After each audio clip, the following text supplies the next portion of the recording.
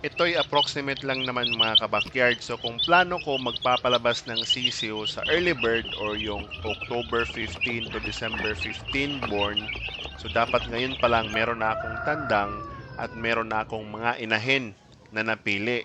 Kasi yung priming 3 to 4 weeks. So paghahanda sa mga ibibreed natin.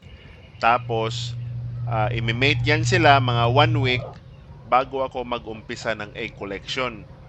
So sa egg collection, yung time frame ko dyan is 3 weeks mga kabakyard kasi konti lang yung sa akin, minamaximize ko kaya 3 weeks. Nilalagay ko sa ref. So pagkatapos ng ipon, i-incubate na naman siya ng 3 weeks or 21 days. So paghahandaan din natin yan. So kasama na dyan yung candling, nandyan na lahat. So 21 days yung incubation. Ayan po ay approximate lang mga kabakyard. Yan yung panahon na kailangan natin i-google para sa ating mga alaga para tayo makapagpalabas ng sisiw sa ating mga target date. At marami pang factor mga kabakyard katulad ng inahin, delay yung pangingitlog or ayaw pa mangitlog. So kailangan na naman mag-adjust.